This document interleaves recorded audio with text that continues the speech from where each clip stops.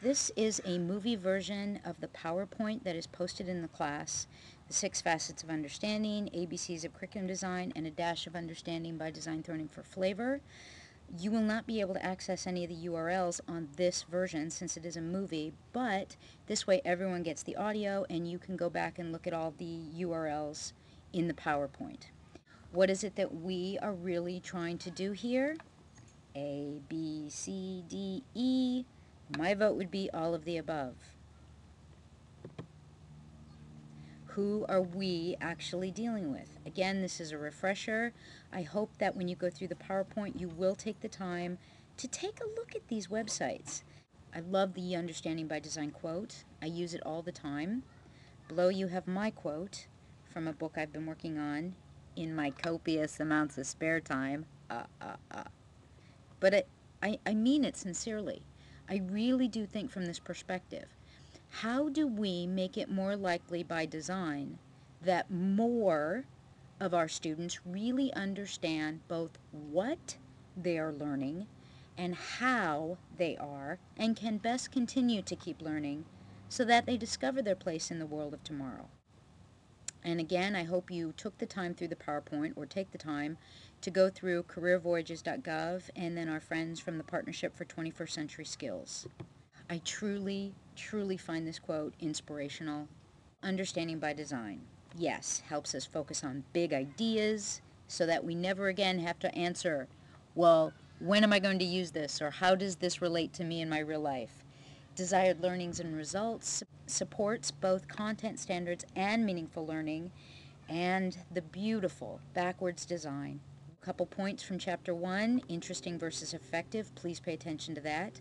Content and coverage versus results.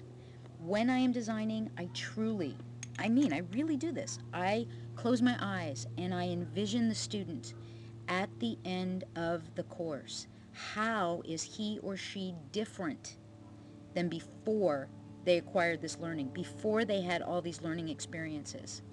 And then the 3 stages of backwards design: identify desired results, determine acceptable evidence, plan learning experiences and instruction. This is key. These steps are not linear. It's like a crazy tango. You may start with step 3 and then go to step 1 and then step 2 and then back to 3 and then a little of 1 and 2 and then you go back to step 1 and then it's all over the place. It's supposed to be that way.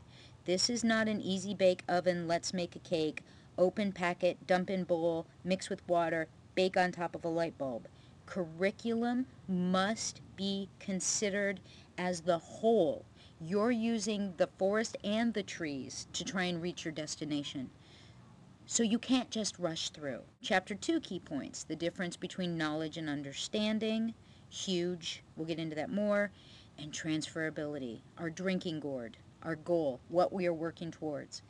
If we recognize transferability as our big goal, we immediately put ourselves in a much more powerful position. If we recognize that our job is to prepare students to take what is given at the moment and be able to use it for further learning, for ability, to go out and find better questions, to deal with problem solving, it changes the very nature of what we consider ourselves as professional educators. Understanding versus knowing. Yes, the image of shifting deck chairs on the Titanic. Doesn't do much good in the long run now, does it? Authentic understanding and learning. Imagine the difference for the students in this Edutopia movie if they had only read the book and filled out worksheets versus what they experienced. And again, you can go to this you can go to this URL off the PowerPoint. And then pages 54 and 55, the misunderstandings issue, huge. Absolutely huge. So Chapter 3 key points, unpacking standards. This is one of the things that makes Understanding by Design so delicious, because it is realistic. It doesn't tell you just go out and do what you know is best. We have to work within the framework that is given to us. That's the truth. Plus, standards, let me rephrase that, well-written, well-constructed standards are a fabulous guide to ensuring that we are preparing students to move forward in a fashion that will be logical for them. We want to be able to ensure that they're ready for the next year's knowledge and information and experience that will be coming. So the standards, if we look at them from a serving us and our students perspective rather than shackles around our legs, these are the steps that we can take to obtain the greatest learning for our students over the course of a year. So by unpacking them, by looking for the big idea, by reframing the concept around a larger idea that is applicable to the individual students, finding performance indicators, identifying those key nouns, adjectives, and verbs that really help us recognize, okay, so I need to teach the kids, well, what are the verbs? What are the nouns really in here? How can I best ensure that the children understand not just what they're doing, but why they're doing it and how it works, so that I know when I multiply in my head 3 times 3 equals 9, I recognize that means I've got 3 groups of 3 and I'm putting it all together for one sum. 6 facets of understanding: explanation, interpretation, application, perspective, empathy, and self-knowledge. Put it together, and what have you got? An individual who really, really owns and understands a concept and is able to use it and transfer it outside of the immediate environment. Explanation, interpretation, application. Please go through these slowly in your PowerPoint. I won't go over them right here, but you recognize they truly are distinctive concepts. Continuing with perspective, empathy, and self-knowledge. Again, each one of these is indeed a unique way of thinking about understanding.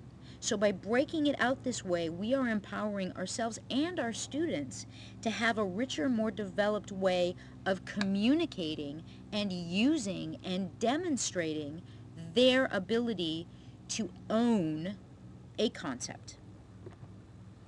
Now let's compare this to the revised Bloom's taxonomy: remembering, understanding, applying, analyzing, evaluating, and creating. Bloom's is fabulous, but for the purposes of this course, while we are focusing on the understanding by design philosophy, I ask that we do our best to remain true to the 6 facets versus Bloom's. So when we compare the two, yes, there are a great deal of parallels. Remembering, explanation; understanding, interpretation; applying, application; analyzing, perspective; evaluating, empathy; creating, self-knowledge. When we compare the two side by side with this kind of visual, what I see is that Bloom's is much more linear. It sees remembering as being the lowest rung. And then you work your way up, and hopefully you'll get to creating, right? Whereas with understanding by design, the 6 facets, understanding necessary for transferability, we need all of these.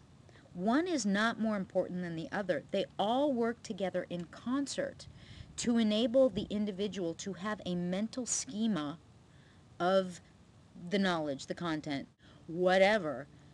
When all of these are related to the learning experience, it gives the opportunity for the student to truly have a schemata, multiple schematas, that are broad yet deep, so that they're able to look at the concept from multiple perspectives rather than being on this linear path to creating. All of this is involved in the taking in and experiencing and exploring and creating that leads to understanding. You might see this as semantics. I would argue I believe it is not. But again, we can have an intellectual disagreement. That's okay, as long as it's based on logical, intellectual understandings.